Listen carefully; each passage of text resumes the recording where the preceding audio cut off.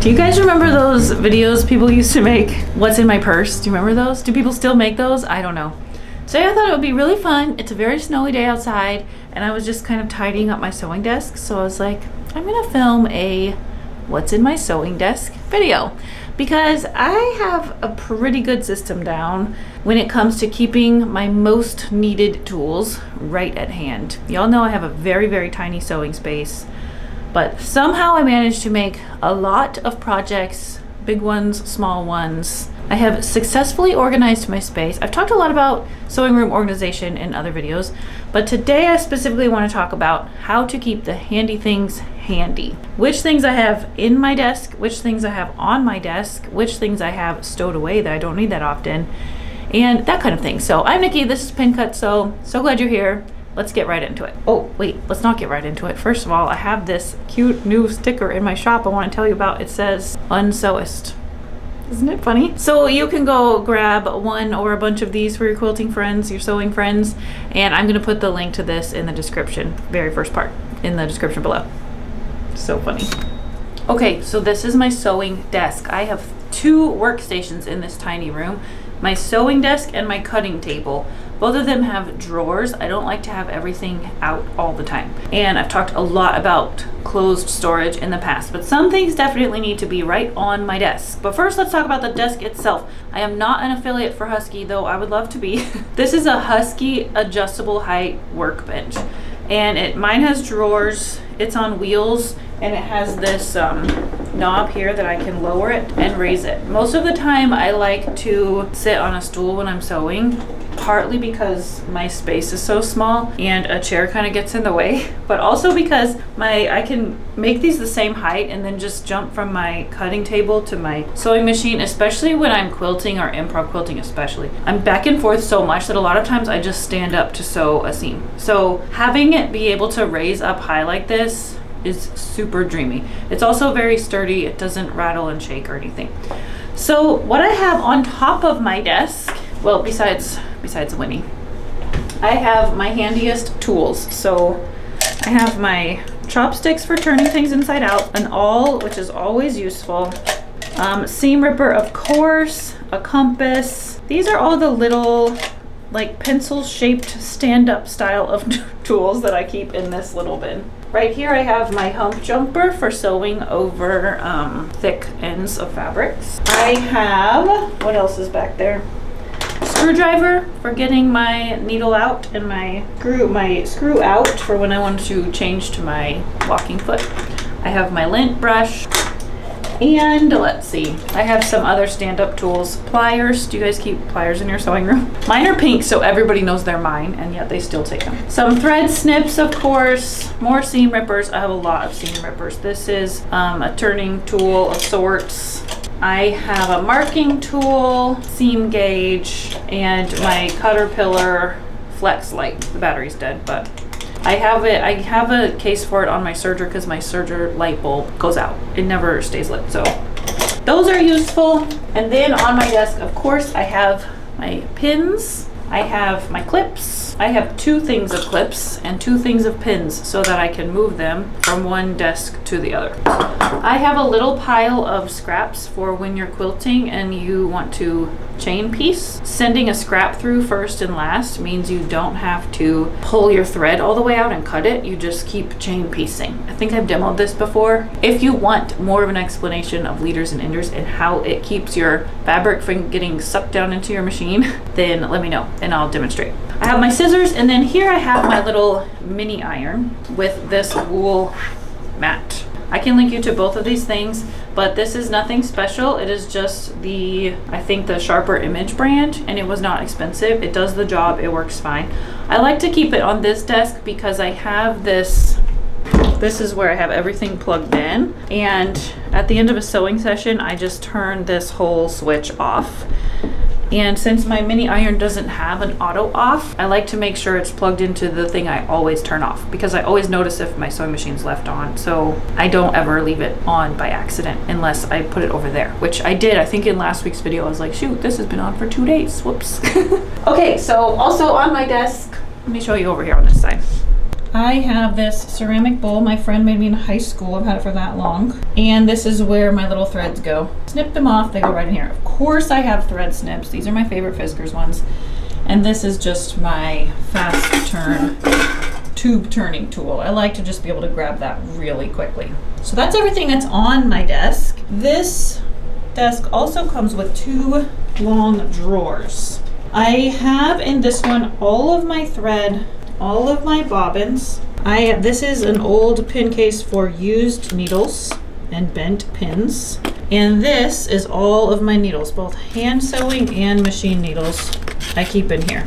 I have extra pins back here. These are my featherweight bobbins, sewing machine oil, my quilting gloves, and then I have all of my machine feet, my bias tape makers, and some measuring tools. This is all that goes in this drawer that I can access very easily, because nothing is worse than sewing, finding you need to change your thread and having to get up and go find the right thread color or the right machine foot or whatever. I like to have these things right at my fingertips. And then this other drawer is full of some pretty random things. This is a very shallow drawer, but this is where I keep my rotary blades, extra rotary cutters, some sticky notes, and most importantly, my sewing machine manuals and my fancy stitch guide for my Janome. So I think it's a great tip of home organization that if you find yourself always leaving something in some place or other, that probably means that you should start keeping it in that place. So if everyone is always taking their shoes off by the front door instead of the back door where you have a shoe spot, move your shoe basket to the front door. And then if you are always cooking at this one spot in your kitchen, but you have your baking soda way over there in the pantry, maybe you should just move the baking soda you always need for baking into a cabinet by where you're always cooking. So that's the general concept.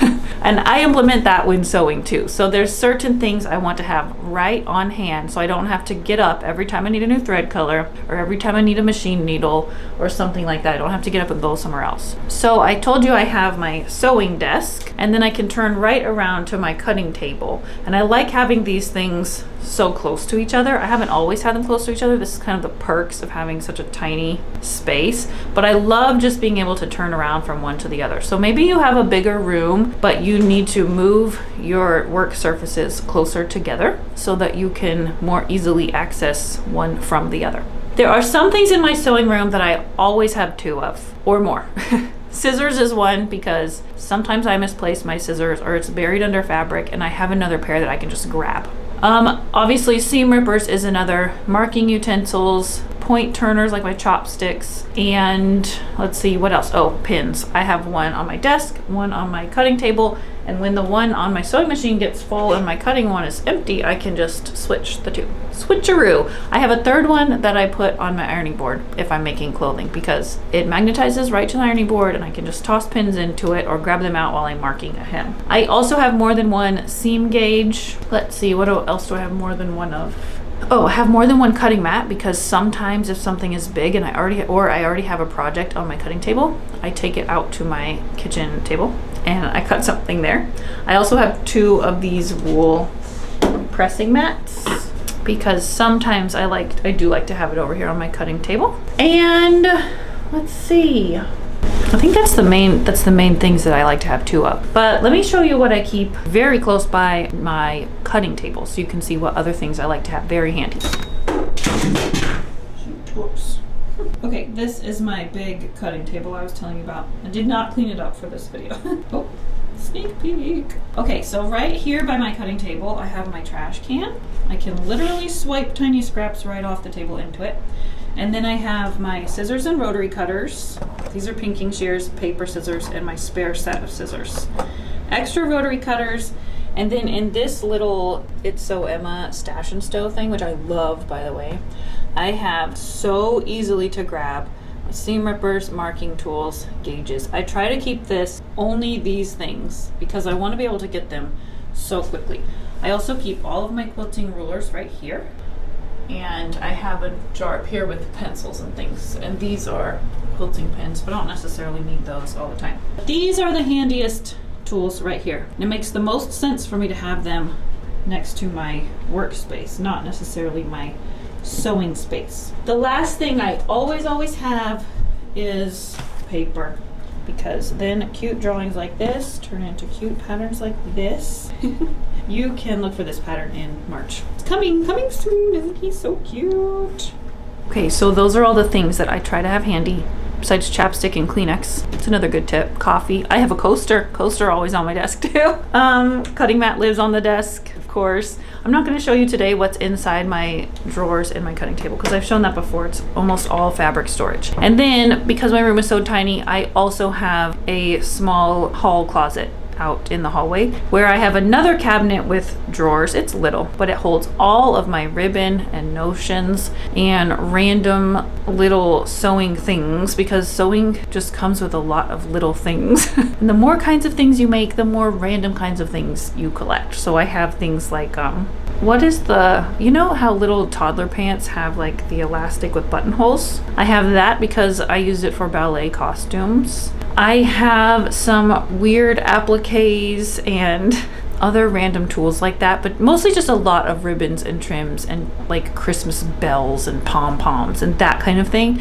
I'm always really glad I have that stuff when I go to make something like the elf doll, or something like for the doll clothes that I want to embellish for her. So I do have another space, but those are all things that I don't need very often, and so it's okay for them to be out in the hallway. The hallway closet also holds my sewing books. Also, it contains my serger. My serger sits on top of that cabinet, so that when I reset my sewing room to sew clothing, I can just pull it right out, put it in here, or I can just put it right back in there. So I hope this has helped you, especially if you have a really tiny space. If you don't have a space at all, there were times when I just sewed in my living room, corner of my living room. My kids were toddlers. My mom said, why don't you bring your sewing machine upstairs so you can actually sew when they're awake? And I felt very liberated by her saying that. And so I put a little desk in the corner of my living room. But I kept all of my things, my fabric and stuff, stored downstairs in a dresser in the basement, because I don't need to access my fabric all the time. I could just bring up what I needed, but I still had that little desk, and it did have a drawer. It had drawers in the side and it had a front drawer, so I could access at least my handiest things. So even if you don't have a sewing space at all, I still think these are the things that you would want to have right at hand, and then those other things can be stored elsewhere. I hope this has been helpful and inspirational. If you have more tips for us, share them in the comments, and don't forget to go get your Unsewist sticker from the shop. I'll see y'all soon. Bye.